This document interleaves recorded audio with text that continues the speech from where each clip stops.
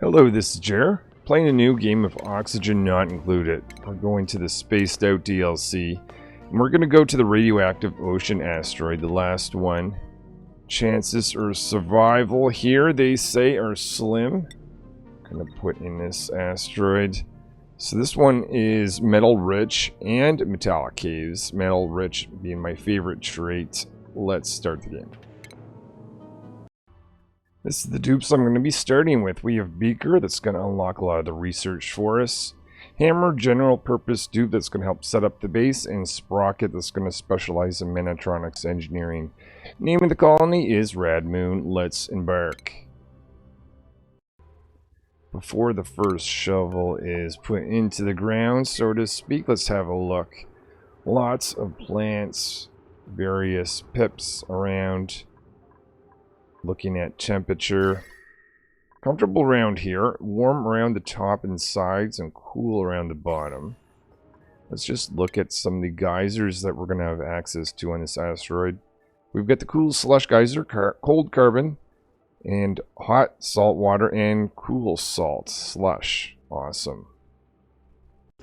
We're at the end of cycle 1, and we have both a latrine and a barracks for the dupes to be able to enjoy. With the manual generator, little battery, Beaker is able to do the first research next to the printing pod. We now have a laboratory on base, so the dupes are going to start doing some of their research in this room. We now have a mess hall. This is going to increase the quality of life of the dupes even more. From a departure in my normal playthroughs, I typically always go with rooms that are height 4. But because this asteroid's a little small, I decided I'm going to try and squeeze things out a little bit. At least in the future Great Hall and barracks up here.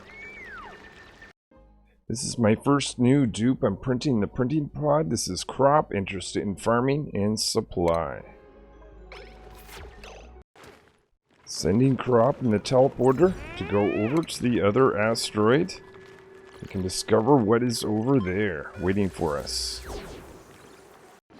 One of the things Crop first did when they arrived is unlock this new friend out of this new crypto tank, so at least they're not going to be alone while they're on this asteroid. First action for these two was to get an outhouse together and 2 cots for them to be able to sleep at. Now we're installing a ladder. Dupes over in this world build a platform, and we're over here sealing off this guy, so we don't want the heat from this radiating into our base. So blocking this off very early is going to be a good thing. So we've got this salt water blocked off now, and we've upgraded our mess hall to a great hall, increasing morale. We now have a pump that's taking water. Going to be putting it towards the electrolyzer so we can make some oxygen, as well as a little bit of hydrogen. We're creating our first pieces of metal in the rock crusher over here. Built a mini printing pod, and I'm going to get a dupe over in this world. Going to call them Paint. We're interested in decorating, digging, and rocketry. Dupes up in this world have a great hall to be able to enjoy. Increasing the quality of life for these dupes that are on this new asteroid, we have a latrine. So now we have 2 electrolyzers, one for the top of the base, just ensuring that we've got distribution of oxygen throughout this area for the dupes to be able to breathe. And we're digging up, way up, because we're expecting to have a spot over here for hydrogen to pool. We'll want to pump that down for use later. We've got some automated lights so that we're not wasting power when the dupes aren't present. Same thing down here. We have a second oxygen diffuser, again to increase the oxygen, this time over on this asteroid. We've assured that all the dupes are sleeping in a barracks as opposed to out in the open. We've got a third oxygen diffuser, this time down here in a very difficult to breathe area. Just trying to clear out a spot for water to fall into. So we've got a pump at the top of the base that's powered by this wire, and we've got the gas pipe going down. It's not going anywhere, but it's a lot easier to do this when the hydrogen is thin than when it gets filled up. Also digging out the sides, just making it easy for hydrogen to float to the top of this area. It is time for our 7th dupe. This is Whisper. They are interested primarily in ranching. It's going to be a very useful skill once we get some stables together. So we now have a supercomputer in the laboratory. First thing we're researching is ranching. Starting the process of dropping this water to make some room for development. And that water is going way down here at the bottom of the base. Managed to trap a pip in here. I'm going to set up a future nature reserve, so the dupes will go through that anytime they go to any of these buildings. This is our 8th dupe, Rocky, interested in digging, tidying, and rocketry. Got our first stable together. Actually, it's not stable at the moment, but it will be soon. And we're going to be wrangling this hatch and bringing them up to this stable. Going to be feeding them some sandstone. We've dug out a polluted water geyser. Cool one over here. So we want to actually make sure that this keeps having a chance to output its liquid. This is going to be very useful stuff. So far I've got 3 of these hatches in this room, and digging out a spot so that we'll get 96 tiles for each of these rooms. And looking for buried objects, because that's where I'll find some hatches I can put in here. We have a new power plant on base. Sprocket's even getting the skills necessary, electrical engineer, to be able to use that.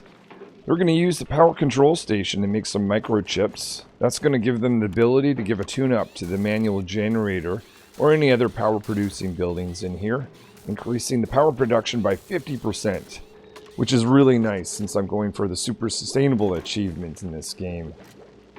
There we go, give that a tune-up, Sprocket. So now we've got 2 stables, both full size of 96. A little oddly shaped, but all that really matters is the hatches are on this side with the dupes. And we've got 96 size in total. 5 hatches so far. We have our 9th dupe. This is Twinkle. They're twinkle toes, interested in cooking and building. I'm going to have them in the kitchen area, which is just being set up right now, so that's perfect. Managed to get this pip to plant 4 plants like this, so this will be an easy nature reserve in the future. Just turning on the first electrolyzer on this base. Going to replace all the oxygen diffusers with these all the way up the base. Cut out the first piece of chlorine or bleach stone, which is turning to chlorine. So I'm getting the dupes to store that here at high priority so it won't convert to chlorine as much. Also digging out this geyser. So we have a cool salt slush geyser right here at the bottom of the base. More dumping water out of the way. I want to get over here, see if there's any hatches in these buried objects. A little bit easier if I can dump that water here and then get the dupes through. One of the top priorities is making sure eggs are removed from the stables, making room for these guys to lay more eggs. So what we've got is a dispenser here. The dupes are at high priority, going to dump those eggs. With a little bit of access restriction in this zone, that will work out. And this is also going to be a perfect place for an incubator later in the future. This is our 10th dupe, Lungs. They're interested in tidying and supply doctoring. And you might have guessed they have diver's lungs. So the water that was here has been used up. So we've got this liquid vent dumping in water from our water system. So now we can continue on with the supercomputer research. We split our circuitry into two. We've got a heavy watt wire system now with the transformer connecting the lower watt wire. This means we can start to send hydrogen into our hydrogen generator. Not a whole lot has been building up here, but carefully watching this just to make sure we get just enough so that this hydrogen starts to get to about this level. All this polluted water has made a lot of polluted oxygen going down this corridor, so put in 2 deodorizers to help deal with that. We've made it to cycle 20. We've got a dozen of these hatches in 2 stables, continuing to dig out in multiple directions to find as many of them buried objects as we can. Got lots of water on this base. We're going to have to start producing our own food because there's no more or very few buried objects to find from this point on. With that and the fact that we want to put in an incubator, because eggs are being dropped off here, we're going to need a better power source. So we're going to put a power room over here. Up in the base, we've got a good living area for starting off. And as soon as the dupes have the ability, I want to dig down and get the teleportation equipment on both sides so I can send material back and forth between these 2 worlds. On the other world, this is the main base. We're starting to put in some mesh tiles here. One of the things that we need to do is think about insulation. So we've done hydrogen up here. We've got this guy open, but we've got really cold temperatures down here. So we're going to have to deal with that pretty soon. Anyway, that is going to be all for this episode, though. I'll be continuing on soon. I hope you enjoy this new format of making a little bit more highlights and less detail. Give me a thought in the comments if you've got any. Otherwise, thanks for watching, and hopefully I will see you in the next episode where we'll continue on in the same format.